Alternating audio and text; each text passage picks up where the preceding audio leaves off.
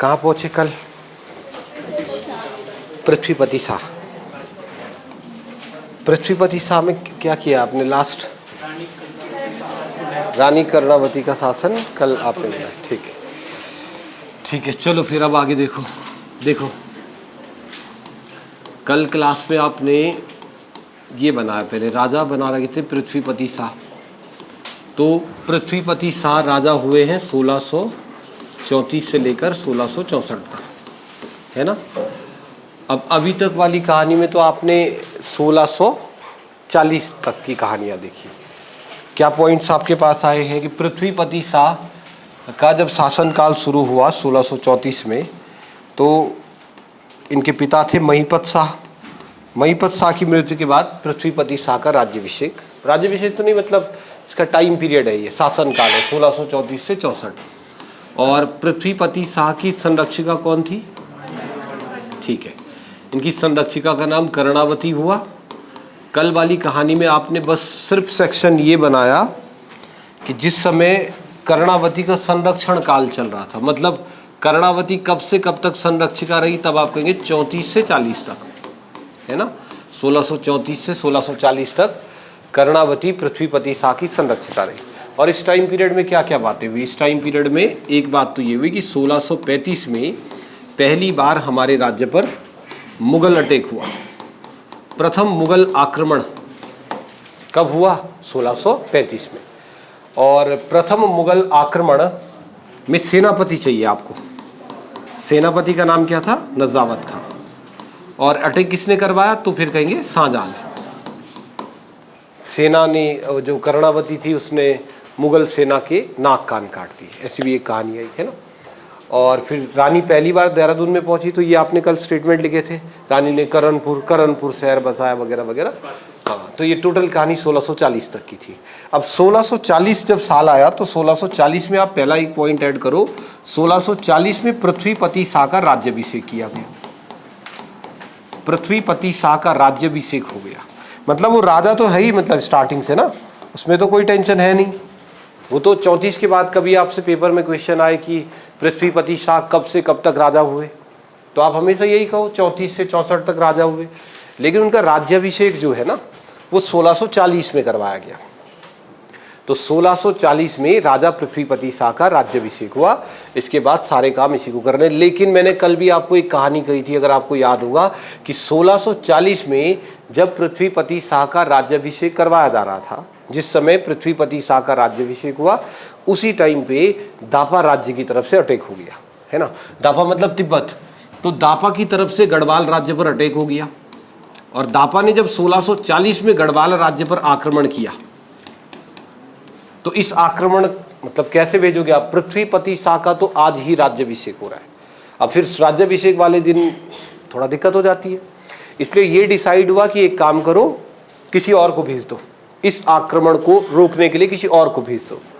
तो फिर 1640 में जब दापा राज्य ने गढ़वाल पर अटैक किया, तो इस अटैक को रोकने के लिए माधो सिंह भंडारी को भेजा गया। माधो सिंह भंडारी जो है वो महिपति शाह का सेनापति था, और पृथ्वीपति शाह के शासनकाल में भी शुरुआती दौर में जब तक कर्णावती रही है तब तक वो इनका भी सेनापति रहा। तो अब कहानी क्या हुई कि 1640 में जैसे ही पृथ्वीपति शाह का राज्याभिषेक हुआ, गढ़वाल राज्य पर दापा की तरफ से आक्रमण हो गया। दापा राज्य ने अटैक किया तो राजा नहीं जा सकता है क्योंकि आज राज्याभिषेक है, इसलिए ये डिसाइड किया गया कि माधो सिंह भंडारी को भेजो। फिर 1640 में गढ़वाल राज्य की सेना को लेकर के माधो सिंह भंडारी तिब्बत पहुंचा, तिब्बत को दापा भूट जो भी आप कहते हो, और फिर वहाँ एक लड़ाई हुई। ये लड़ाई साल 1640 की है, और 1640 में होने वाले इस युद्ध को इतिहास में कहा जाता है तुमुल, ऐसा नाम देते हैं इसको। कुछ लोग कहते हैं कि ये जो लड़ाई हुई थी इसे तुमुल युद्ध कहो, कुछ लोग इसी युद्ध को कहते हैं छोटा चीन का युद्ध। तिब्बत में एक लड़ाई हुई और उसको कुछ लोगों ने नाम दिया तुमुल युद्ध, कुछ नाम दिया छोटा चीन का युद्ध, जो भी हुआ साल 1640 में। तो 1640 में पृथ्वीपति शाह का राज्याभिषेक हुआ, और पृथ्वीपति शाह के राज्याभिषेक होते ही माधो सिंह भंडारी अपनी सेना के साथ पहुंचे तिब्बत, और तिब्बत में फिर एक लड़ाई हुई, उसको तुमुल युद्ध कहते हैं, तुमुल वॉर। इस लड़ाई में एक तरफ तिब्बत की सेना थी, एक तरफ गढ़वाल की सेना, और ऐसा कहते हैं तुमुल युद्ध में स्थिति ये थी कि गढ़वाल की सेना लगभग ऑलमोस्ट युद्ध हार रही थी।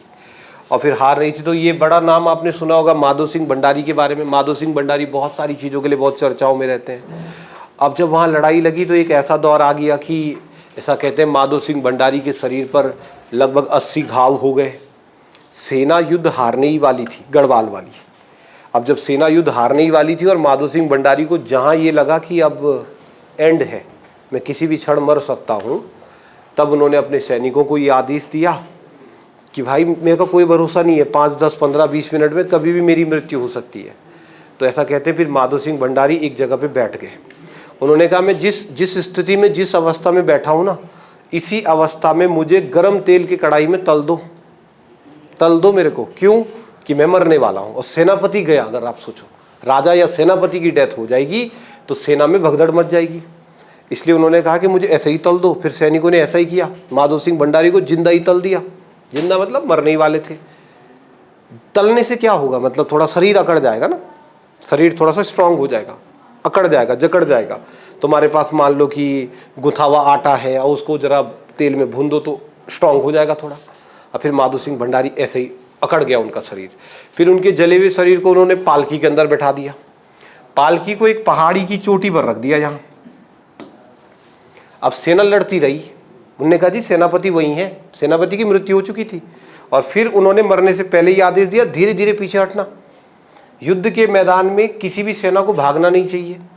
युद्ध के मैदान में भागती हुई सेना ऑपोजिशन के लिए पथ प्रदर्शक, रास्ता दिखाने वाले पथ प्रदर्शक का काम करती है। आप अभी उत्तराखंड के इतिहास में भी ऐसी बहुत सारी घटनाएं पढ़ेंगे जहां पर राजा युद्ध के मैदान में भागा। और जब राजा युद्ध के मैदान से भागेगा तो आप फिर समझ लो कि आप रास्ता दिखा दोगे उसको। जब भारत पाकिस्तान की लड़ाई हो रही है, कभी भी भारत पाकिस्तान की लड़ाई देहरादून में नहीं होगी, इतना तो आपको भी पता है। देहरादून में कभी लड़ाई नहीं होने वाली है। लड़ाई कहाँ पे होगी? जम्मू कश्मीर और बॉर्डर एरिया पर। अब आप सोचो कि पाकिस्तान के जितने भी सेनापति, सैनिक जो भी हैं, उनको क्या पता हमारे देश में कौन सा रास्ता किधर जाता है, हमारी राजधानी कहाँ है, वगैरह वगैरह ना। आज तो चलो गूगल मैप है तो बात अलग है, लेकिन किसी दूसरे राज्य के बारे में आपको कैसे पता कि इनका रास्ता किधर से जाता है? अब सोचो हम युद्ध करने गए और युद्ध करते हुए अगर हम भाग गए तो ऑब्वियस है युद्ध करता हुआ आदमी भाग के सीधा कहाँ जाएगा? अपने घर। और जो सेना स्ट्रांग है उसका पीछा करे तो कहाँ पहुंच जाएगी? उसके घर। अदरवाइज घर का पता कहाँ से चलेगा? तो इसलिए युद्ध में सेना भागे ना। युद्ध करती हुई सेना यदि भाग गई तो वो ऑपोजिशन के लिए पथ प्रदर्शक का काम कर देगी। इसलिए माधो सिंह भंडारी ने एक बड़ा निर्णय लिया कि आप मेरे शरीर को तल दो, पालकी में रख दो। अगर आप पालकी में रख दोगे तो सबको लगेगा जीवित है सेनापति, और फिर धीरे धीरे पीछे हटना भाई, एकदम से मत भागना, धीरे धीरे करके पीछे हटना। ऐसा ही हुआ, ऐसा कहते हैं 1640 में ऐसा ही हुआ।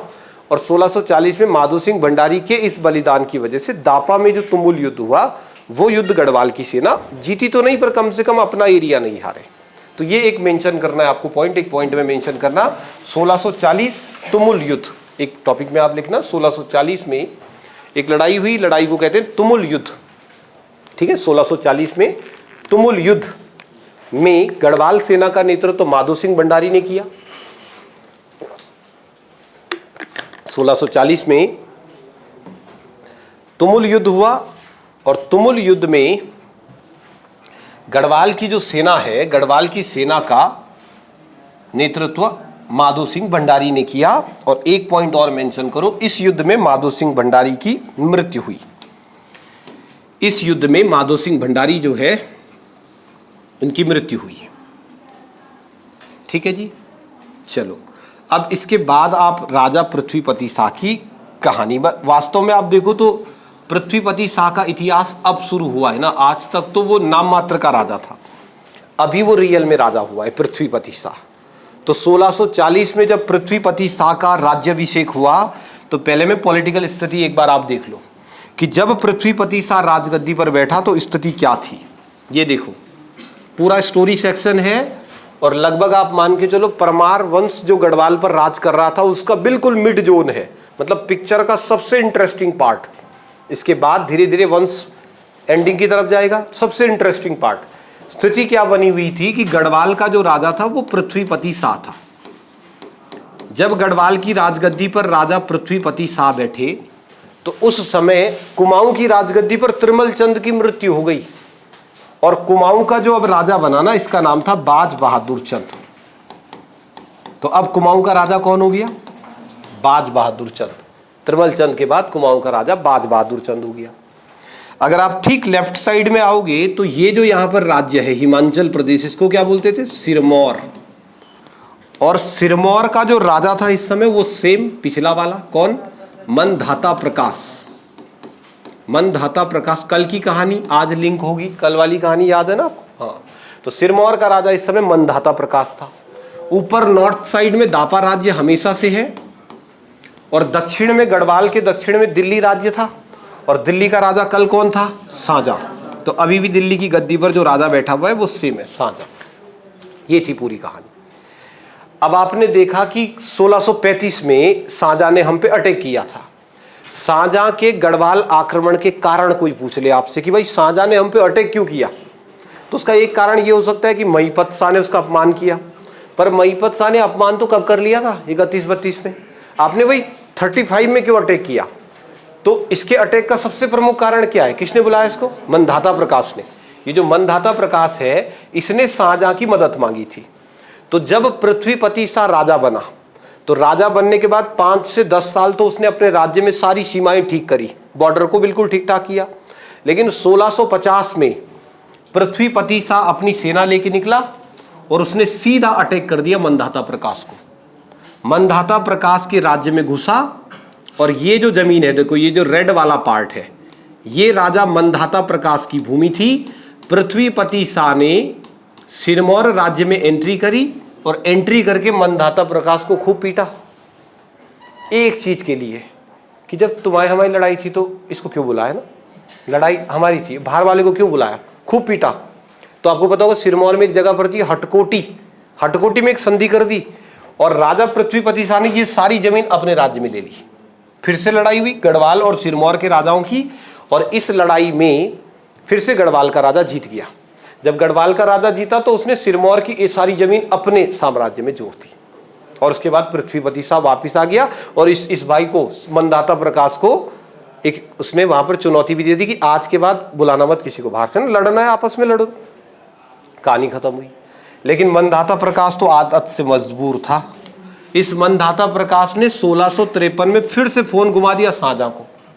वो बात अलग है कि शाहजहां ने फोन उठाया नहीं शुरू में, क्योंकि पिछली बार जब शाहजहां मदद करने आया था मनधाता प्रकाश की, तब शाहजहां की सेना के नाक कान कट गए थे। तो अभी वो इस मामले में पढ़ नहीं रहा था, तो उसने नए नंबर से किया उसको कॉल, शाहजहां को, हे शाहजहां मेरी मदद करो भाई। अब समझो यहाँ पे बहुत इंटरेस्टिंग पार्ट हो गया। शाहजहां ने इसकी बातों को इग्नोर कर दिया, तुम्हारी लड़ाई है तुम लड़ो, मैं आपके साथ बिल्कुल भी साथ दे ही नहीं रहा। अब शाहजहां युद्ध लड़ने के मूड में था नहीं, शाहजहां चाह रहा है कि मैं युद्ध ना लड़ूं। लेकिन मनधाता प्रकाश ने ना जैसे, और वैसे ही शाहजहां का खूब बेइज्जती हुआ था इस बात को लेकर के कि आपकी मुगल सेना को एक रानी ने हरा दिया, कर्णावती नाम की रानी ने। अब शाहजहां चाह नहीं रहा था कि युद्ध हो जाए, लेकिन जब मनधाता प्रकाश ने जिद करी कि भैया बस एक मौका और ले लो, इस बार तो रानी है ही नहीं, जिस रानी ने तुम्हारे नाक कान काटे वो रानी नहीं है अभी तो उनका बेटा राजा है। तो ये सब बातें जब चली तो शाहजहां ने कहा चलो एक और प्लान बना देते हैं। अब शाहजहां फिर से गढ़वाल पर अटैक करने का प्लान बना रहा है। क्या किया आपकी बार? शाहजहां इस बार बिल्कुल चांस नहीं लेना चाहता था। उसने जम्मू कश्मीर का एक राजा था, जम्मू कश्मीर में शाहजहां का एक फौजदार मतलब सेनापति, शाहजहां ने जम्मू कश्मीर में अपने सेनापति एरीज खां को कहा। एरीज खां पिछली बार कौन सा खां आया था? नजावत खां। 1635 में गढ़वाल पर जो अटैक हुआ उसमें आक्रमण किया था नजावत खां ने। अभी दूसरा अटैक कर रहे हैं शाहजहां, और शाहजहां ने जम्मू कश्मीर में अपने सेनापति को कहा, सेनापति का नाम एरीज खां। एरीज खां रिस्क नहीं लेना है, अटैक करो आप। एरीज खां लगभग 1 लाख की सेना लेके आगे बढ़ा। शाहजहां को एरीज खां पे भरोसा था नहीं, इसलिए उसने जम्मू कश्मीर के एक और राजा की भी मदद दे दी। राजा का नाम था राजरूप, ये था जम्मू कश्मीर का राजा। शाहजहां ने कहा 1 लाख सैनिक आप भी लाओ, अब ये हो गए 2 लाख। हिमाचल प्रदेश का एक राजा था, उसका नाम था रूपचंद गुलेरी। आप आइडिया लगा दो कितना डरा है ना, शाहजहां बहुत डर गया नाक कान कटने के बाद। तो उसने गुलेर प्रदेश, हिमाचल प्रदेश के एक राजा रूपचंद गुलेरी को कहा आप भी आओ सेना लेके। 1 लाख सैनिक लेके रूपचंद गुलेरी भी आया। 3 लाख की सेना हो गई। ये लोग अटैक कर रहे हैं गढ़वाल पर, और ये 3 लाख की सेना हो गई। और इन सब लोगों को कहा आप लोग सीधा पहुंचो सिरमौर। सिरमौर मतलब हिमाचल प्रदेश। और सिरमौर के राजा को मिलना मंधाता प्रकाश को, आगे का रास्ता वो दिखाएगा। पृथ्वीपति शाह को अटैक करो, गढ़वाल राज्य को मुगल साम्राज्य में जोड़ो, ये था कुल मिला के प्लान। तो ये जितने लोग थे ना, इन सभी लोगों में सेनापति कौन है, लीडर कौन है इन सब का, तब आप कहेंगे एरीज खां। और शाहजहां ने एरीज खां को कांटेक्ट किया, आप सब लोग जाओ सिरमौर, सिरमौर राज्य में मंधाता प्रकाश को मिलना, वहां से आगे जाओ देहरादून अटैक करो, श्रीनगर अटैक करो, ये पूरा प्लान था। अब एरीज खां लगभग 3 लाख सैनिकों के साथ पहुंचा सिरमौर राज्य में, और जब वो सिरमौर राज्य में पहुंचा तो प्लान के हिसाब से उसको किसको कांटेक्ट करना था, मंधाता प्रकाश को। सिरमौर राज्य में पहुंचते ही भाई ने मंधाता प्रकाश का नंबर जैसे ही मिलाया, नॉट रीचेबल, नंबर ही नहीं लग रहा। अब वहां इसका नंबर ही नहीं लग रहा, एक दिन पूरा 24 घंटा 48 घंटा हो गया, वो नंबर मिला रहा मंधाता प्रकाश का, नंबर ही नहीं लग रहा। आगे का रास्ता इनको पता ही नहीं है जाना कहाँ है, जो भी रास्ता दिखाएगा कौन दिखाएगा, मंधाता प्रकाश। अब इसको जब नंबर नहीं लगा तो फिर अगल बगल पता किया, जैसे तैसे करके पहुंचे मंधाता प्रकाश के घर पे। अब इन्होंने कहा सर कहाँ है मंधाता प्रकाश, तो हिमाचल प्रदेश वालों ने इनको कहा कल रात मर गया बोलो। ये ज्यादा ही खुश हो गया था इतनी बड़ी सेना देख के, और सेना वहां पहुंचने से ठीक पहले ये मर गया था। अब मंधाता प्रकाश की मृत्यु हो गई, तो इन लोगों ने शाहजहां को कांटेक्ट किया, सर मंधाता प्रकाश तो गया, कल रात को इसकी मृत्यु हो गई है, हम क्या करें, 3 लाख की सेना है, कहां जाना है अब। तो शाहजहां ने कहा अगर मंधाता प्रकाश मर गया तो कोई तो होगा राजा, इसके बाद कोई तो राजा बनेगा, कोई भी लोकल आदमी का हेल्प लो, अटैक करो। तो मंधाता प्रकाश की मृत्यु के बाद सिरमौर का राजा बना सुभग प्रकाश, उसका बेटा था। अब ये 3 लाख की जो सेना थी ना, इन्होंने इसको कह दिया कि भैया आपके पापा तो गए, अब हो आप राजा, चलो। इस भाई ने साफ मना के, देखो भैया ऐसा है, लड़ाई झगड़ा पापा का काम था, मेरे को ना लड़ना ना झगड़ना, ना मेरे को रास्ता पता भाई, मेरे को रास्ता भी नहीं पता, और मुझे अटैक करना भी नहीं है, जमीन गई तो गई, मुझे कोई युद्ध नीति में विश्वास नहीं है। अब ये खबर शाहजहां को पहुंची तो शाहजहां ने अपनी सेना को कहा रहने दो, फिर वापिस जाओ। पिछली बार पूरे प्लान से गए थे, नाक कान कटे, बिना प्लान जाओगे पूरा न कट जाओ, वहां वापिस जाओ वापिस। तो उसने पूरी सेना वापिस भेज दी। अब कहने को तो नॉर्मल सी बात है, लेकिन दिल्ली दरबार में इस बात पे चर्चा चल रही है ना। दिल्ली के दरबार में जहां शाहजहां बैठा है, उसके राज दरबारी तो उसको परेशान करेंगे, हर कोई पूछ रहा है इससे, शाहजहां भाई क्या हुआ गढ़वाल अटैक का। तो शाहजहां ने कहा यार हमने अटैक पोस्टपोन कर दिया, हमने आक्रमण नहीं किया, पर दिल्ली के दरबारी नहीं माने। उन्होंने कहा भाई मुझे लग रहा फिर से कट गए नाक कान, ये छुपा रहा है हमसे बात। तो शाहजहां की और बेइज्जती हो रही थी।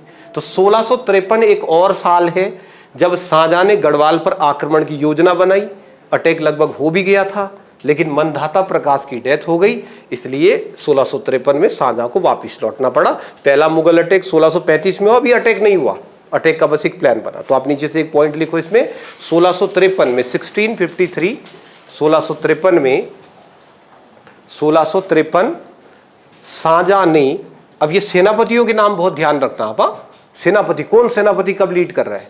1653 में शाहजहां ने जम्मू कश्मीर के फौजदार, जम्मू कश्मीर के फौजदार, फौजदार मतलब सेनापति, जम्मू कश्मीर के फौजदार एरीज खां के नेतृत्व में एरीज खां के नेतृत्व में गढ़वाल राज्य पर आक्रमण की योजना बनाई। एरीज खां के नेतृत्व में गढ़वाल राज्य पर आक्रमण की योजना बनाई, गढ़वाल राज्य पर आक्रमण की योजना बनाई, किंतु मंधाता प्रकाश की मृत्यु के कारण, गढ़वाल राज्य पर आक्रमण की योजना बनाई, किंतु मंधाता प्रकाश की मृत्यु के कारण विजय अभियान रोकना पड़ा। मंधाता प्रकाश की मृत्यु के कारण विजय अभियान रोकना पड़ा, वो जो अटैक कर रहे थे गढ़वाल पर उसको स्टॉप करना पड़ा। कहानी 1653 की। 1653 ईस्वी में पहला अटैक 1635 में हुआ है, दूसरा अटैक का बस प्लान बना। 1653 में गढ़वाल राज्य पर आक्रमण करने की योजना बनाई शाहजहां ने, लेकिन मंधाता प्रकाश की डेथ हो गई, इसलिए विजय अभियान रोकना पड़ा और साल 1653 भी खत्म। इसके बाद शाहजहां बदला तो लेना चाहता है, ऑब्वियस है, शाहजहां की सेना के नाक कान काटे आपने, बदला तो वो लेगा, अब लेकिन बदला ले कैसे, वो एक बड़ा दिक्कत था। और अब तो एक बड़ी दिक्कत ये भी हो गई कि पश्चिम दिशा की तरफ देखो, सिरमौर का जो राजा था वो भी मर गया, अब तो वहां पे एक ऐसा आदमी राजा बना है जो लड़ाई झगड़ा नहीं करना चाहता है। अब सब कुछ शांत था, कोई ज़्यादा कुछ भी चल नहीं रहा था, लेकिन पूरी कहानी में अचानक से एक बड़ा ट्विस्ट आ गया। ट्विस्ट ये था कि ये भाई साहब जो हैं, कौन, ये पहुंच गए एक दिन दिल्ली। सब शांत था, लेकिन बाज बहादुर चंद दिल्ली पहुंच गया और उसने दिल्ली के राजा को भड़काना शुरू किया। हे राजा, मैंने सुना कि नाक कान कटे, किसके कटे बोल ना? तो उसने कहा भाई देख ऐसा मत चिढ़ा मत फालतू, क्या है मामला? इसने कहा आपने अटैक किया है गलत तरीके से, आप आक्रमण कर रहे हो पश्चिम दिशा से। भाई गढ़वाल की सेना, आपको ये बात पता है गढ़वाल ना सिर्फ गोरखाओं का गुलाम हुआ बस। गढ़वाल राज्य पर कभी कोई शासन कर ही नहीं पाया, मुगलों में तो बिल्कुल भी नहीं, कोई भी इधर अधिकार नहीं कर पाया। तो अभी बाज बहादुर चंद जब शाहजहां के दरबार में पहुंचा तो उसने शाहजहां को थोड़ा सा एक प्लान बताया। उसने कहा सर एक काम करते हैं, देखो हमारे भी दुश्मन आपके भी दुश्मन, दुश्मन का दुश्मन दोस्त, एक काम करते हैं मैं अटैक करूंगा यहां से कुमाऊं की तरफ से, उसी टाइम पे आप इधर से अटैक करो, डायरेक्ट दिल्ली से अटैक करो ना, कभी जम्मू से करते हो कांगड़ा से करते हो, डायरेक्ट दिल्ली से अटैक करो। आप नीचे से अटैक करो, मैं इधर से अटैक करता हूँ। उसने कहा इधर साइड भी है कोई तुम्हारा टीम मेंबर? तो उन्होंने कहा उधर वाला तो मर गया था, ऐसा नहीं है, हमारा था इधर साइड लेकिन मर गया अभी। तो उन्होंने कहा कोई तो होगा। तो इन्होंने इसको कांटेक्ट किया कि हे सुबह प्रकाश, हम प्लान बना रहे हैं गढ़वाल राज्य को अटैक करने का, अगर जीत गए तो बेटा ये जमीन तुम्हारी हो जाएगी, देखो ये वाली जमीन आपको मिल जाएगी, तो आप अटैक कर सकते हो। उसने मना किया, भाई मेरे बस का नहीं, मैं जानता ही नहीं लड़ाई झगड़ा। तो उन्होंने कहा कुछ नहीं, तो हल्ला करने के लिए हो जा वहां खड़ा हो करना, जब सेना इधर आएगी ना खड़ा तो हो जाएगा। तो उसने कहा ओके खड़ा हो जाऊंगा। तब देखो इन्होंने एक प्लान बना दिया, 3 दिशाओं से अटैक करेंगे, कुमाऊं से बाज बहादुर चंद, सिरमौर से सुबह प्रकाश और दिल्ली से शाहजहां ने अपने सब मेन तुरुप का इक्का खोल दिया। उसने अपने सबसे एक्सपीरियंस सेनापति को गढ़वाल राज्य में लगा दिया। गढ़वाल के राजाओं ने परेशान तो किया है ना शाहजहां को, कि शाहजहां को अपने मेन सेनापति को फील्ड में भेजना पड़ा, खलीतुल्ला खां। 3 खां, तीनों को याद रखना है। पहला अटैक किसने किया? नजावत खां, जो वापिस लौटा एरीज खां, और आपको तीसरा अटैक जो कर रहा है ना वो था खलीतुल्ला खां, सबसे एक्सपीरियंस सेनापति पूरे मुगल दरबार में। तो ऐसा प्लान बना, एक इधर से आएगा, एक इधर से आएगा, एक इधर से आएगा। साल था 1654 और 1654 में ऐसा ही हुआ। अब ये कहानी समझ लो, फिर अगले सेक्शन पर जाना। 1654 में शाहजहां ने सेकंड अटैक, देखो ये अटेम्प्ट हो रहा है थर्ड, पर अटैक हो रहा है सेकंड, दूसरा आक्रमण। 1654 में शाहजहां ने अपने सेनापति खलीतुल्ला खां को भेजा। यहां से खलीतुल्ला, वहां से बाज बहादुर, इधर से सुबह प्रकाश। इनका पूरा प्लान सुनो। इनका प्लान क्या था? बारिश शुरू होने से पहले पहले उत्तराखंड के राजा, पहाड़ का राजा, गढ़वाल का राजा तभी जीतेगा अगर बारिश बीच में आ जाए। तो इन लोग ने प्लान बनाया कि बारिश खत्म होने से पहले पहले तीनों लोग श्रीनगर की बाउंड्री पर मिल जाना। भाई ये श्रीनगर है और बाउंड्री पे आप यहां तक पहुंच जाना, तुम यहां तक, हम यहां तक, और फिर एक साथ तीनों दिशाओं से अटैक करेंगे। धीरे धीरे ऊपर बढ़ जाओ। अब तीनों दिशाओं से जब अटैक हुआ तो ये पृथ्वीपति शाह के लिए चैलेंजिंग काम होगा। कैसे रुके? इधर जाए तो उधर सेना चारों तरफ से। स्टार्टिंग में पृथ्वीपति शाह ने सेना को 3 हिस्सों में बांटा, सफल नहीं रहा। तो उसकी माँ थी ना कर्णावती, तो उसने अपनी माँ से पूछा, और उसकी माँ ने कहा बेटा कुछ भी हो जाए ना, बारिश तक इस सेना को रोको, इनसे डर नहीं है हमको। ये बाज बहादुर चंद, ये सुबह प्रकाश, ये तो अपने जैसे पहाड़ी राजा है, डर है मुगल सेना से। तो पृथ्वीपति शाह ने पूरी सेना यहां लगा दी दक्षिण में, आने मत दो इनको। और ये अटैक ये लगभग मार्च अप्रैल के आसपास कर गए कि बारिश होने से पहले पहले सब निपटा दे। लेकिन पृथ्वीपति शाह ने पूरी ताकत लगाई तराई भाबर में और मुगल सेना को ऊपर नहीं बढ़ने दिया। जुलाई के महीने तक कैसे ना कैसे करके इन्होंने इस सेना को देहरादून में ही समेट के रखा। फिर बारिश का मौसम आया और बारिश में तो रिस्क नहीं ले सकते ना, तो नहीं चलेंगे बारिश में। इसलिए शाहजहां ने खलीतुल्ला खां को वापस बुला दिया, वापस आ जाओ, हे खलीतुल्ला खां आप वापस आ जाओ। अब खलीतुल्ला खां वापस आ गया। बारिश हो रही है लेकिन बाज बहादुर चंद नहीं रुका, वो चलता गया और श्रीनगर के बिल्कुल बॉर्डर पे एक गढ़ था मनीलागढ़, और वो बिल्कुल मनीलागढ़ पे पहुंच गया। अब इनका प्लान था कि जब तीनों पहुंच जाए तो सिट्टी मारेंगे एक दूसरे को। 3 सिट्टी बजी मतलब तीनों पहुंच गए। अगला भाई पहुंचो, सिट्टी मार मार के थक गया, दूसरी सिट्टी कहां से मरेगी ना, वो कहां गए बाकी के। फिर दिल्ली कॉन्टेक्ट किया भाई ने, वहीं से शाहजहां को कॉन्टेक्ट किया, अरे भैया कहाँ है बाकी सेना, कहाँ गया खलीतुल्ला खां? इसने कहा वो तो चाय पी रहा मेरे साथ यहाँ, ये तो दिल्ली में चाय पी रहा था खलीतुल्ला खां। तो उसने कहा भाई वापिस क्यों लौटा? इन्होंने कहा जी बारिश हो गई थी, वापिस आ गए हम। फिर कहा इसका पता करो, ये वाला कहाँ गया, 2 लोग ही कर लेंगे अटैक, इसका पता क्या? इसने कहा भाई जी बारिश, जहां आसमान में बिजली कड़की तुम्हारा भाई घर आ गया था भाई।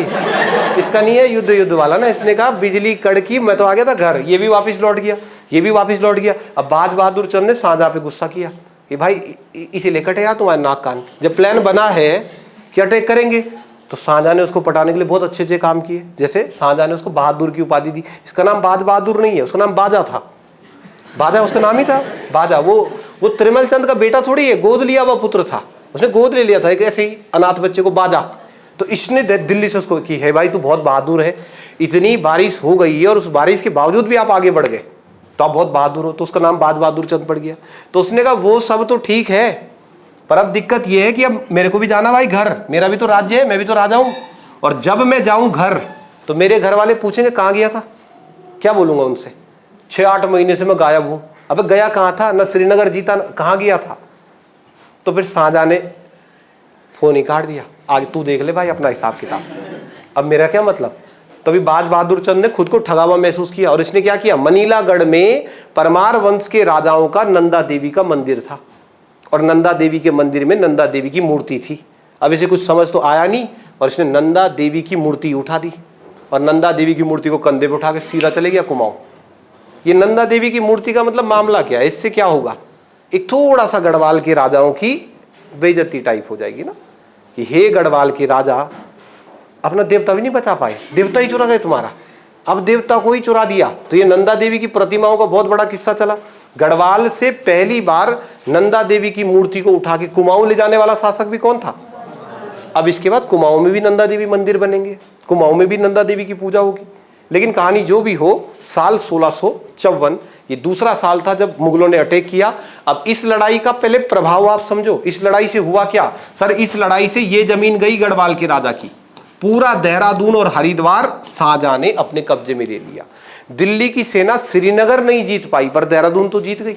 तो देहरादून और हरिद्वार ये दोनों हिस्से खलीतुल्लाह खान ने जीत लिए और इन हिस्सों को गढ़वाल साम्राज्य में मिला दिया। ये दूसरा अटैक है, तो आप सेकंड पॉइंट लिखना, 1654 गढ़वाल राज्य पर दूसरा मुगल अटैक, पृथ्वीपति शाह के जमाने में गढ़वाल राज्य पर दूसरा मुगल आक्रमण। 1654 में 1654 ईस्वी में गढ़वाल पर दूसरा मुगल आक्रमण हुआ। पहला मुगल आक्रमण 1635 और गढ़वाल राज्य पर दूसरा मुगल अटैक 1654। गढ़वाल पर सेकंड मुगल अटैक 1654, सेनापति का नाम मेंशन करो, खलीतुल्लाह खां। 1654 में गढ़वाल राज्य पर दूसरा मुगल आक्रमण हुआ। दूसरे मुगल आक्रमण के समय मुगल सेना का सेनापति था खलीतुल्लाह खां। 1654 ईस्वी में गढ़वाल राज्य पर सेकंड मुगल अटैक हुआ, दूसरा मुगल आक्रमण, और दूसरे मुगल आक्रमण का सेनापति कौन था?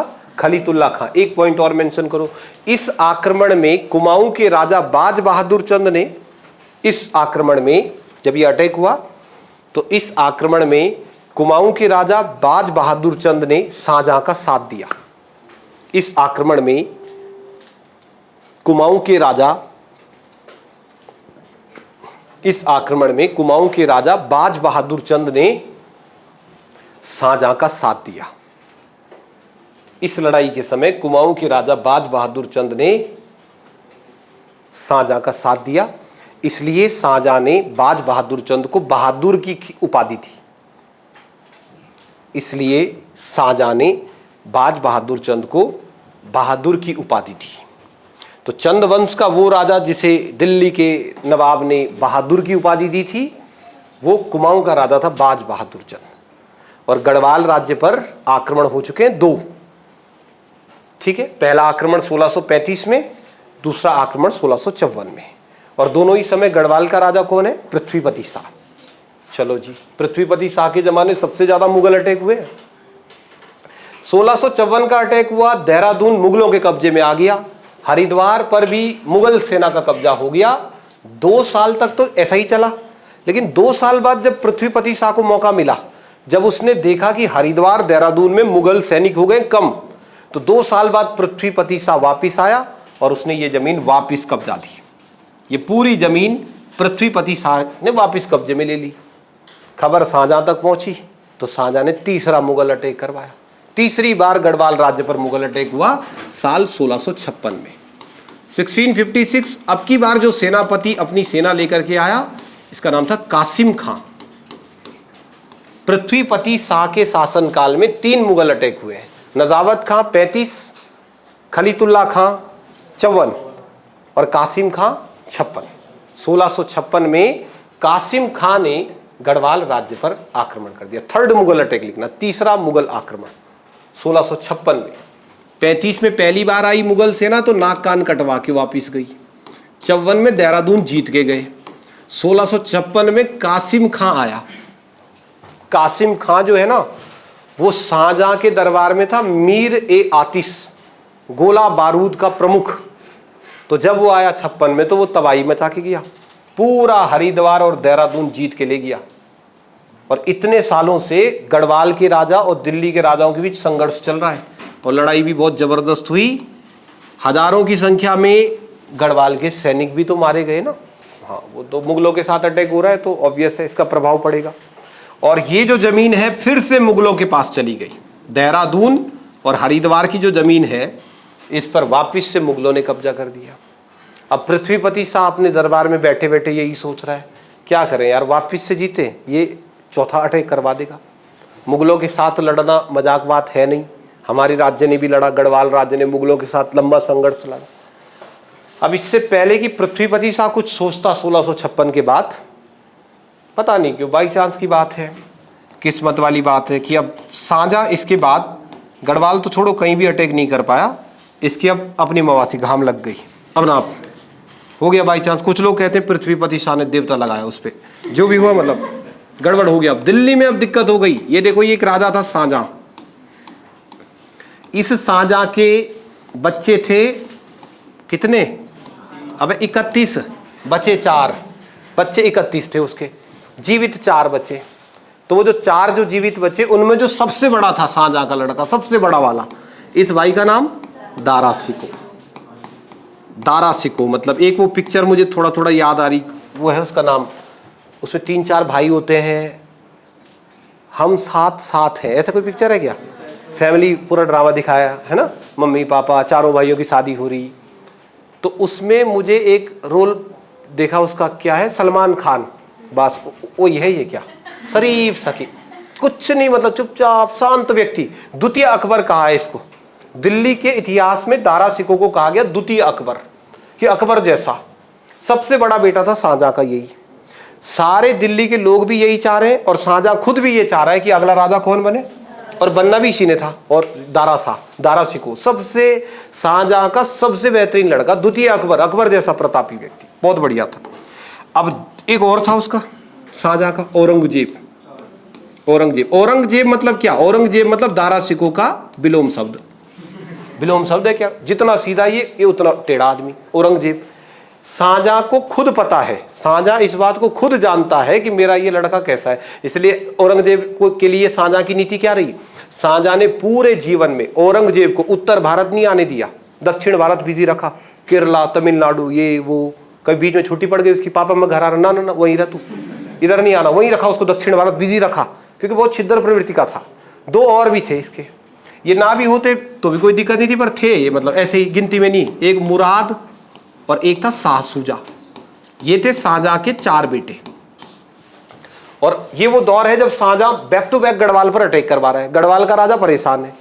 लेकिन इस बीच इधर ही कुछ दिक्कत हो गई। दिक्कत ये हुई कि शाहजहां लगभग ये घोषित कर चुका था कि अगला राजा दारा शिकोह है। औरंगजेब ये चाहता नहीं था कि दारा शिकोह राजा बने, इसलिए औरंगजेब ने चाल चली। चाल क्या चली कि वो बंगाल और बिहार गया, इन दोनों भाइयों से मिला और इसने इन दोनों को अपनी टीम में जोड़ दिया। अब ये तीनों साथ हो गए और इनका प्लान क्या था, औरंगजेब ने पहले ना मुराद से मीटिंग करी और मुराद से कहा कि मुराद, अगला राजा दारा शिकोह को बना रहे हैं, एक काम करते हैं हम दोनों अटैक करते हैं दारा शिकोह को, इसको निपटाते हैं, और उसके बाद राजा बनेगा कौन, तूबल। अब मुराद कभी गिनती में ही नहीं था ना, उसने कहा अबे भाई मैं, उसने कहा और क्या, तू राजा बनेगा ना भाई। और यही बात उसने इसको कही, हे शाह शुजा, अटैक करते हैं, राजा बनेगा तू। ये दोनों भाई इसकी बात में आ गए। ये 3 भाई साथ हुए और तीनों भाइयों ने अपने ही भाई पर अटैक कर दिया, दारा शिकोह पे। अब लड़ाई शुरू हो गई। इसको दिल्ली में मुगल सल्तनत में क्या बोलते हैं आप, उत्तराधिकारी का युद्ध। उत्तराधिकारी का युद्ध होने लगा कि कौन होगा शाहजहां का उत्तराधिकारी। अब 1658 के बाद ये लड़ाइयां स्टार्ट हो गई। जब पहली लड़ाई हुई, पहली लड़ाई के बाद शाहजहां आ गया बीच में, अपने ही बच्चे थे शाहजहां के। अब औरंगजेब जब 1658 में 1658 में ना, औरंगजेब ने दारा शिकोह को अटैक कर दिया और आगरा से ठीक पहले, आगरा राजधानी होती है मुगलों की उससे ठीक पहले सामूगढ़ एक जगह थी, तो सामूगढ़ में लड़ाई हुई। सामूगढ़ का युद्ध हुआ 1658 में। अब इस लड़ाई को दिल्ली के लोग ना सीरियसली नहीं ले रहे थे, उनको लगा यार आपसी भाई है सब, ये थोड़े ही लड़ेंगे। और शाहजहां ने कहा चिंता मत करो, कोई दिक्कत नहीं है, मैं संभाल दूंगा।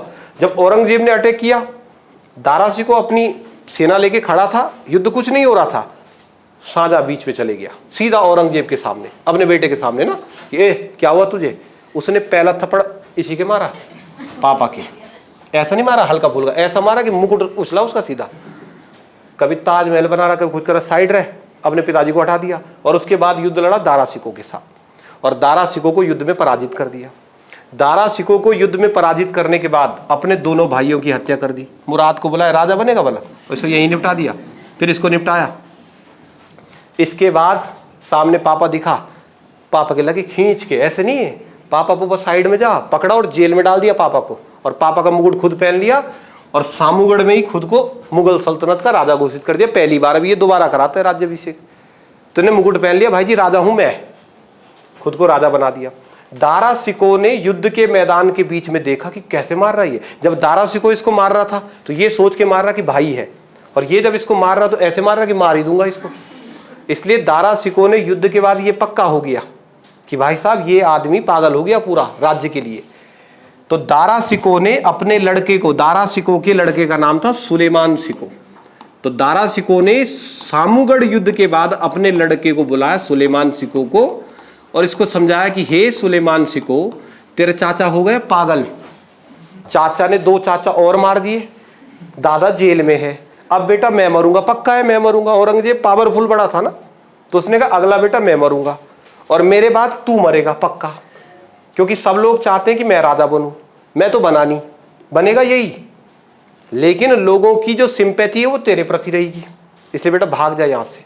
जैसे तुमने पिक्चर देखी हो बाहुबली की पिक्चर, कि राज्य तो चल रहा है, भल्लाल देव राजा है, पर जिस दिन बाहुबली वापिस आया ना तो कटप्पा वहीं हो गया उसकी टीम में ना, तो बेटा तू भाग जा यहां से, बाद में आना तू वापिस, जिस दिन तू वापिस आएगा सब तेरे को सिंपैथी देंगे। तो उसने कहा पापा कहां जाऊं? उसने कहा कहां जाऊं तू खुद देख ले, पर जा यहां से। और ये खबर औरंगजेब को लग गई, और औरंगजेब ने तो मुगल सल्तनत में एक नई व्यवस्था चलाई फतवा जारी करने की। जैसे ही उसको लगा कि सुलेमान सिकोह कहीं जा रहा है, उसने फतवा जारी कर दिया। फतवा मतलब एक प्रकार का संदेश, पूरे भारत के राजाओं को संदेश भेज दिया कि जिसने इसको शरण दी, अपने यहां आने दिया, पहले वही पिटेगा बेटा। अब ये सुलेमान सिकोह कई जगह गया बेचारा, राजस्थान भटका, कई राजाओं के यहाँ गया, सर मुझे अपने यहाँ रख लो, सबने मना किया। तो औरंगजेब का ही एक मंत्री हुआ जय सिंह। सुनो यहाँ क्या इंटरेस्टिंग कहानी हुई। औरंगजेब के मंत्री जय सिंह ने इसको कहा कि बेटा देख, इंडिया में तुझे कोई शरण नहीं दे सकता, पर तेरे दादाजी जो थे शाहजहां, उन्होंने एक पहाड़ी राजा को बहादुर की उपाधि दी थी, कुमाऊं का है वो राजा, वहां कुमाऊं चले जा, वहीं छुप सकता है तू। और ये भाई साहब दिल्ली से अपने पूरे परिवार के साथ, सुलेमान सिकोह सब अपनी पत्नी वत्नी सबको लेकर के, जो भी नौकर चाकर थे सबको लेके, और सीधा पहुंच गए यहां कुमाऊं के राजा बाज बहादुर चंद के दरबार में। और वहां जाकर के वो ए भाई को मिला। इसने कहा सर मैं दिल्ली से आया हूं, मेरे दादा का नाम शाहजहां है, और मैंने सुना है कि आप हमारे यहाँ आए थे, हमारे दादा ने आपको उपाधि दी थी, आप ही हो बाज बहादुर चंद। इसके तक फतवा पहले ही पहुंच चुका था, बाज बहादुर चंद को फतवा पहले ही मिल चुका था। इसने कहा मैं नहीं, किसने बोला मैं नहीं हूं भाई बाज बहादुर चंद। उन्होंने कहा आप दिल्ली आए थे क्या? इसने कहा ना भाई तेरे को मिसअंडरस्टैंडिंग हो गई। तो उसने कहा कौन है बाज बहादुर चंद? तो इसने कहा यहाँ से गाड़ी पकड़ सीधा श्रीनगर की, ये है बाज बहादुर चंद, उधर जा भाई, हमें नहीं मतलब, वहां चल जा पड़ोस वाले में। तो बाज बहादुर चंद ने इसको गढ़वाल का रास्ता दिखा दिया, ताकि अगर औरंगजेब की दुश्मनी हो भी तो किसके साथ हो? पृथ्वीपति शाह के साथ। और बेचारा शरीफ था। सुलेमान सिकोह को इतिहास में क्या कहा? अभागा शहजादा। अभागा मतलब कि शहजादा था, राजकुमार, तब भी दर दर की ठोकरें खाता रहा। अब वो समझ तो गया था कि यार भाई तू ये बाज बहादुर चंद, नेम प्लेट लगा रहा कि पूरी बाज बहादुर चंद की, राजा है भाई, बेवकूफ बना रहा हमको। तो उसने कहा ठीक है अब क्या करता हूँ। तो ना भूला भटका इधर पहुंच गया, गढ़वाल राज्य की तरफ। और गढ़वाल राज्य के अंदर राज्य की सीमा पे पहुंचा। उसने कहा यार अपने राजा को पूछ लो, वैसे तो तुम दुश्मन हो हमारे, गढ़वाल कुमाऊं की तो ये गढ़वाल और मुगलों की तो दुश्मनी चल रही थी और खतरनाक, अभी तो लड़ाइयाँ चल रही थी। तभी कहा कि अपने राजा से पूछ लो क्या मैं शरण ले सकता हूँ, ये प्रॉब्लम है। सैनिकों ने तो साफ मना किया, सैनिकों ने साफ मना किया। उनने कहा क्या हुआ, क्यों आया यहाँ? तो इसने कहा यार मेरे दादाजी शाहजहां जी जेल में है, तो सैनिकों ने ताली बजाई, बहुत बढ़िया, देवता लग गया बेटा, और करो अटैक हम पे। अटैक कर रहे थे बार बार, बहुत अच्छा हुआ। मेरे 2 चाचा मर गए, उन्होंने कहा बहुत बढ़िया जी, बहुत बढ़िया, पापा भी मर गए, बहुत बहुत सुंदर, और लड़ो हमसे ना। तो अभी युद्ध नीति ऐसी थी कि लड़ाई झगड़े चल रहे थे, तो दुश्मन राष्ट्र था, सैनिक बड़े खुश हुए। फिर वो लोग गए पृथ्वीपति शाह के पास, और जब ये लोग पृथ्वीपति शाह के पास गए, उन्होंने कहा ये मामला है। तो पृथ्वीपति शाह ने कहा भाई मैं तो हूँ राजपूत, और राजपूत धर्म ये है कि दरवाजे पे कोई भी आ जाए, अपना हो पराया हो दुश्मन हो, मैं तो उसकी रक्षा करूंगा, ले आओ इसको। अब सेना शौक हो गई, सर ये दुश्मन, उनने कहा ले आ इसको। और ये सुलेमान सिको जाकर के सीधा पृथ्वीपति शाह के दरबार में आराम से, गढ़वाल के राजा ने कहा बेटा कोई दिक्कत नहीं, आपके दादा के साथ हमारी दुश्मनी है, राज्य आपका अभी भी दुश्मन है हमारा, लेकिन आप हमारे राज्य में शरण लेने आए हो, आराम से रहो, धूमधाम से रहो। दिल्ली दरबार के मुगल शहजादे सुलेमान सिको को गढ़वाल के एक राजा ने अपने दरबार में शरण दे दी, और क्या नाम था उसका, सुलेमान सिको। छोटा सा एक स्टेटमेंट लिखना, फिर इस कहानी को आगे बढ़ाना, एक पॉइंट में मेंशन करना। 1658 1658 लड़ाई कौन सी हुई, सामूगढ़, तो ये एक पॉइंट मेंशन कर लो। 1658 में सामूगढ़ युद्ध के पश्चात, सामूगढ़ की जब लड़ाई हुई तो सामूगढ़ युद्ध के पश्चात 1658 सामूगढ़ युद्ध के पश्चात सुलेमान सिको ने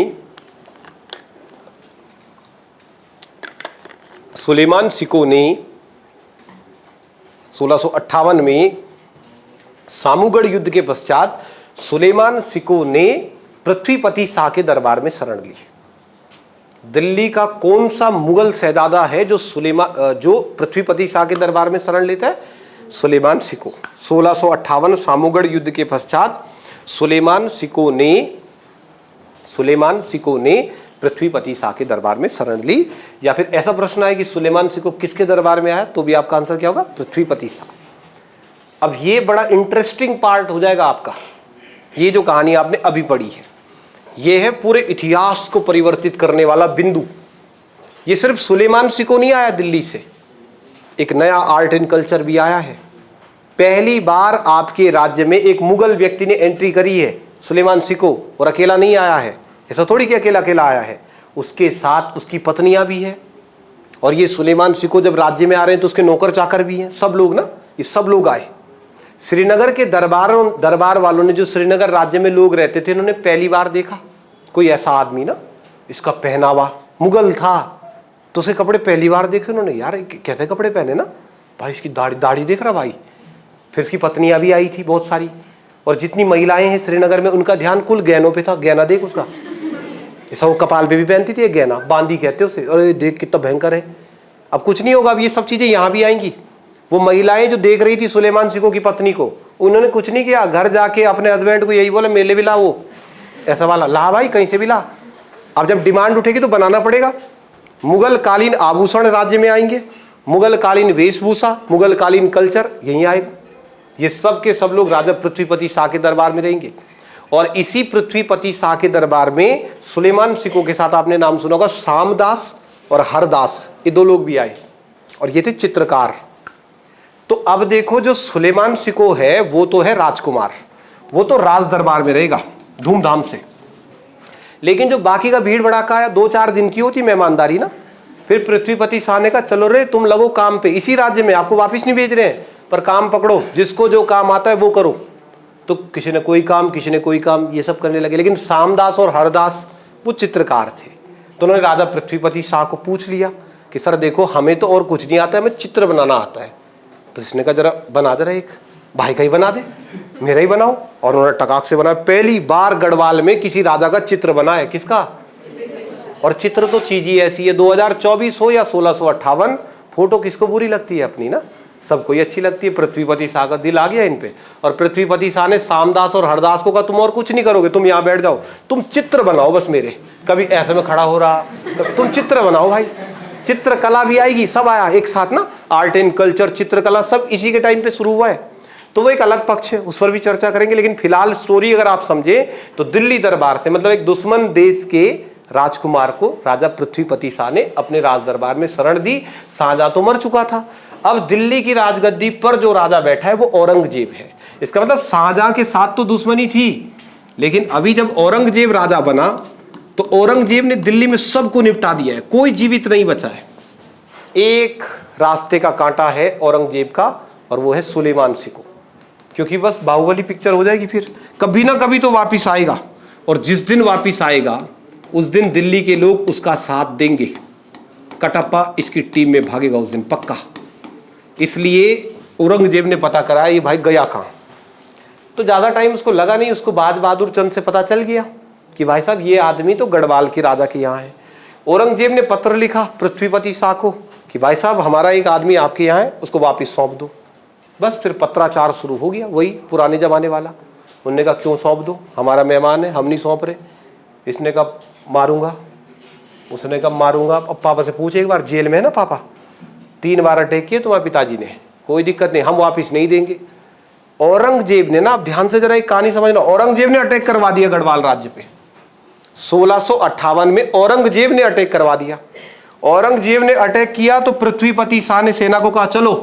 पृथ्वीपति शाह ने भी सेना, हो गई लड़ाई, एक तरफ मुगल एक तरफ गढ़वाल, लड़ाई हो रही है। लड़ाई का एंड हुआ, जीता हारा कोई नहीं, लेकिन गढ़वाल के 1000 सैनिक मारे गए। युद्ध में नुकसान तो होगा ना, जरा ध्यान से समझो आप। 1000 सैनिक मरे हैं, इससे पहले भी मरे हैं हजारों सैनिक, पर इससे पहले जो सैनिक मरे वो अपनी जमीन के लिए मरे, मातृभूमि जी। क्यों मरे? आप शहीद हो गए, क्यों? आप देश के लिए लड़ रहे थे। अब जो 1000 मरे वो इसके चक्कर में मर रहे, इसके चक्कर में ना, इसी के चक्कर में तो युद्ध हो रहा है। तब सैनिकों में विद्रोह हो गया। सर एक जान बचाने के लिए 1000 जान चली गई, वापिस दे दो ना इसको। राजा ने कहा भाई राजधर्म सबसे बड़ा, मैं नहीं वापिस दूंगा। अब सैनिकों में विद्रोह है, एक आदमी को बचाने के लिए हमारे 1000 सैनिक मर गए है, और है भी कौन? दुश्मन देश का है, इनका फैमिली मैटर, यार दे दो वापिस। राजा ने कहा ना जी।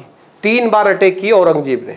आप औसतन मानो एक युद्ध में 500 सैनिक भी मरे होंगे, तो 1500 सैनिक एक आदमी को बचाने के चक्कर में मर गए। तो पूरे गढ़वाल राज्य में विद्रोह हो गया और लोग राजा के खिलाफ हो गए। सब कह रहे सर वापिस भेजो इसको, क्यों टेंशन रखी है फालतू में, इसको वापिस भेजो। अब पृथ्वीपति शाह नहीं झुका, उसने कहा मैं इसको वापिस नहीं भेजूंगा। अब औरंगजेब तो भैया हार गया, परेशान हो गया। तो औरंगजेब ने जब देखा कि लड़ाई से काम नहीं चल रहा है, तो इसने कूटनीति चली। और कूटनीति क्या चली कि अपने मंत्री को कहा, इसका मंत्री था जयसिंह, कि आप जाओ गढ़वाल राज्य, देखो कुछ जुगाड़ बन जाए। तो जयसिंह घुसा गढ़वाल राज्य में, और गढ़वाल राज्य आकर के जयसिंह ने गढ़वाल के मंत्री से सेटिंग कर दी। और गढ़वाल का मंत्री था, डोभाल जाति के लोग होते हैं राजा के मंत्री। तो गढ़वाल में डोभाल ब्राह्मण या डोभाल जो मंत्री था, उससे जयसिंह मिला। और जयसिंह ने डोभाल मंत्री को कहा यार तुम पागल हो गए, क्यों, मतलब इतना क्या है सुलेमान सिको में, इसको वापिस भेजो। डोभाल मंत्री ने कहा सर राज्य में तो हर एक आदमी यही चाहता है कि इसको हम वापिस भेजें, पर राजा नहीं मान रहा है, तो क्या सॉल्यूशन निकाले। तो जयसिंह ने और डोभाल मंत्री ने प्लान बना, एक काम करते हैं इसके खाने में जहर डाल दो, इसके खाने में जहर मिलाओ, ये जहर वाला खाना खाएगा, ये भी मर गया, सब काम हो गया, वापिस भी नहीं देना पड़ा। ऐसा ही हुआ, जयसिंह ने और डोभाल मंत्री ने खाने में जहर मिलाया। और तब जैसे स्टार प्लस के नाटक में होता, वहां अचानक से पृथ्वीपति शाह आ गया।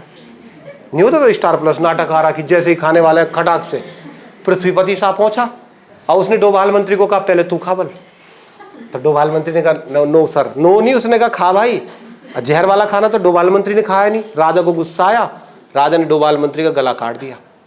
डोभाल मंत्री का गला काटना मजाक बात नहीं है। डोभाल सरोला ब्राह्मण, राजवंशों में राजपूतों में ब्राह्मणों की हत्या नहीं होती थी, मार ही नहीं सकते आप ब्राह्मणों को। और राजा ने सुलेमान सिको के चक्कर में 1500 सैनिक तो मर गए, पंडित जी की भी हत्या कर दी, पंडित जी मारे गए। राज्य में और विद्रोह उठा। हे राजा क्या है इसमें ऐसा कि आपने, ये नहीं है राजधर्म, ये भी तो आपका राजधर्म है, आपके पुरखों की बनाई हुई व्यवस्था है कि हम ब्राह्मणों की हत्या नहीं करेंगे, आपने डोभाल मंत्री की हत्या कर दी। राजा ने कहा कुछ भी हो भाई, अपना मेहमान, भाई पे टच नहीं करना, बैठ रहा है सुलेमान भाई। अब यहाँ थे जयसिंह, अच्छा उसने फिर इसको भी चैलेंज किया, हे जयसिंह यहाँ डोभाल मंत्री का गला कटा ना, तेरा कटेगा, फिर यहाँ मत आइयो, इसको भी भगा दिया यहाँ से। अब ये टेंशन में चल रहा है औरंगजेब को सबसे बड़ी चिंता इस बात की थी कि जब तक सुलेमान सिको है तब तक मैं दिल्ली का स्थायी राजा नहीं हो सकता हूं, मतलब राजा तो हूं पर परमानेंट राजा नहीं हो सकता। तो जो जयसिंह हमने अभी बात करी, उस जयसिंह का एक लड़का था, उसका नाम था राम सिंह।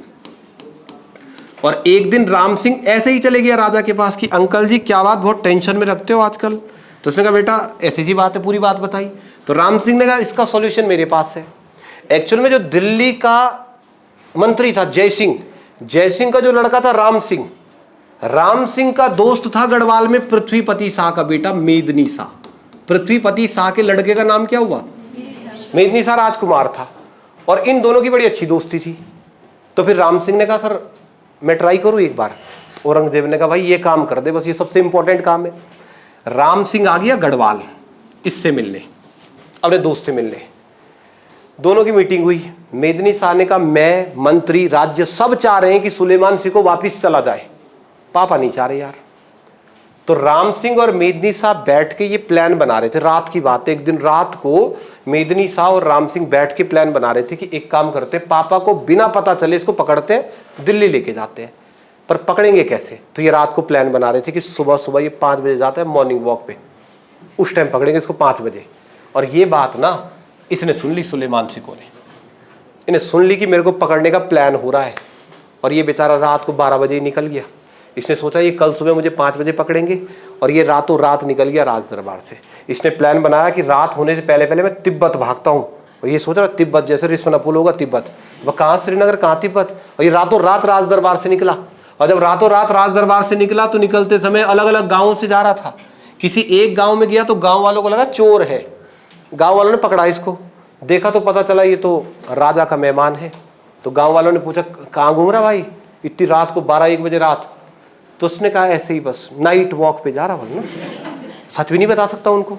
तो उन्होंने कहा देख भाई सुन, एक आदमी तेरे को जहर खिला रहा था, राजा ने उसका गला काट दिया।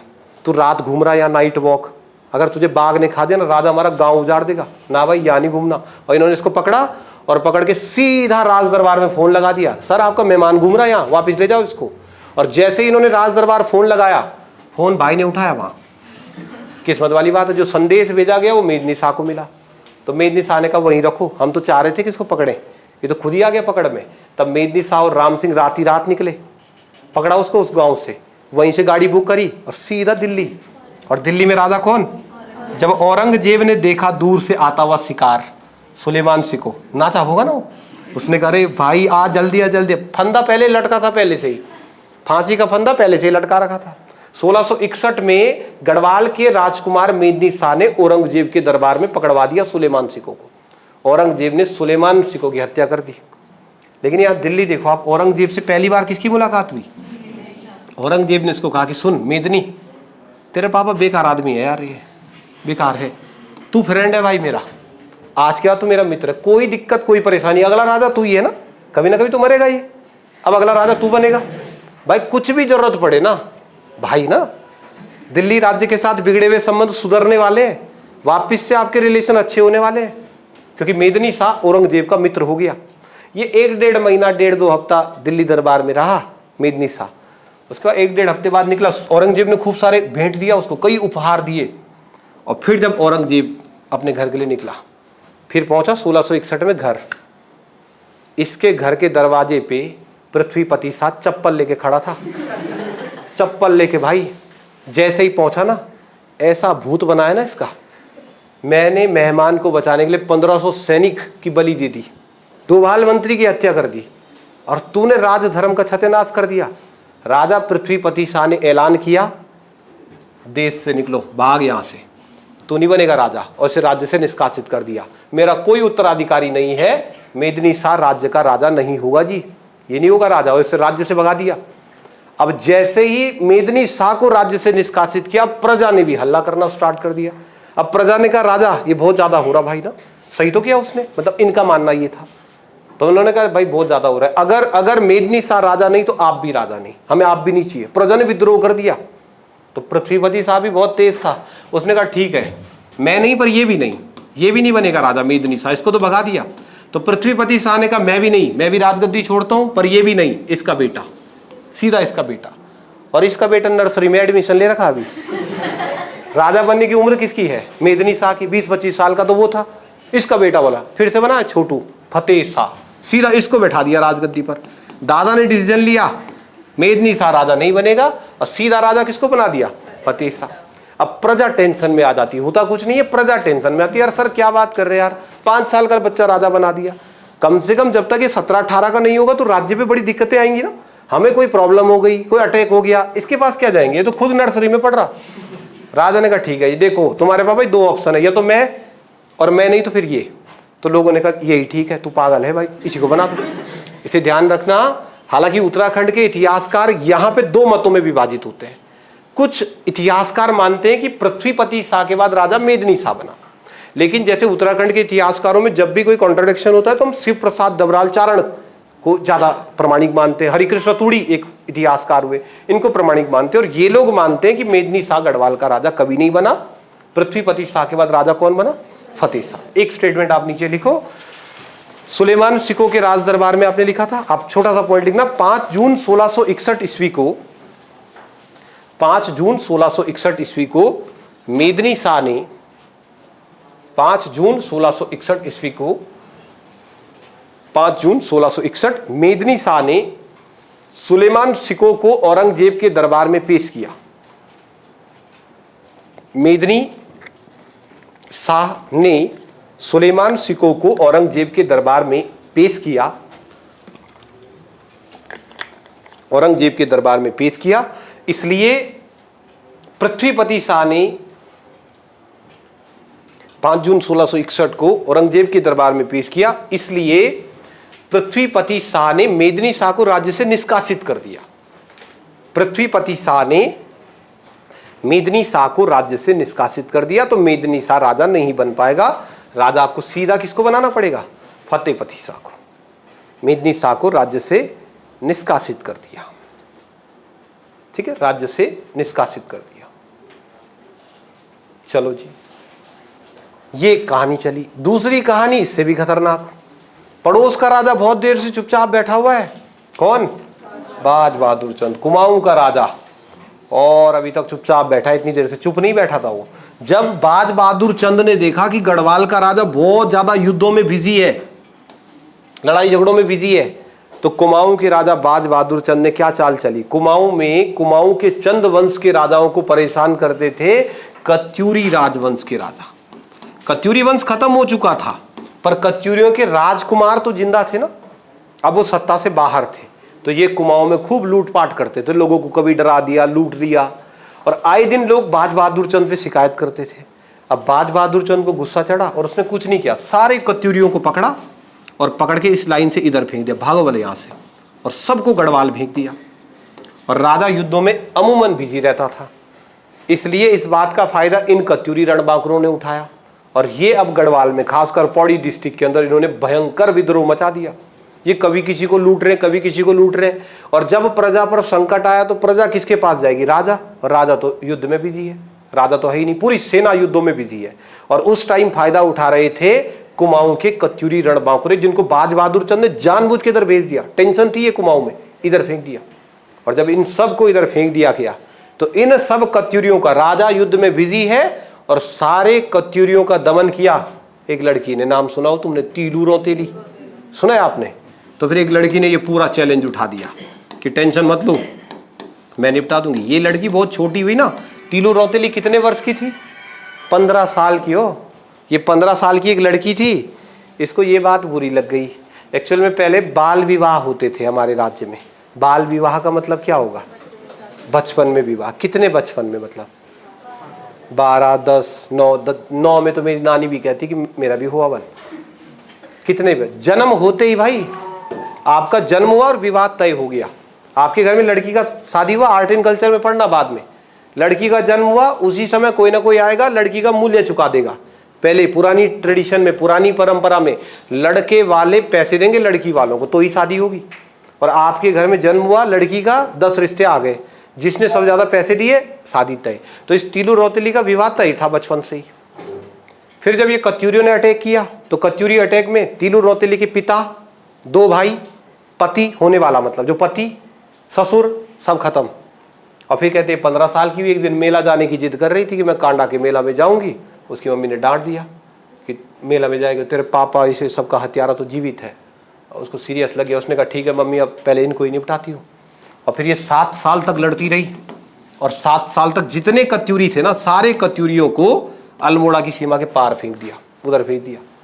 लेकिन फिर तीलू रौतेली की भी हत्या हुई। आज एक सैनिक था रामू रजवार, रजवार बेसिकली कच्चूरियों को ही बोलते हैं, और रामू रजवार ने जो है ना इसकी हत्या कर दी। अच्छा, रामू रजवार ने एक साथ 2 हत्या करी।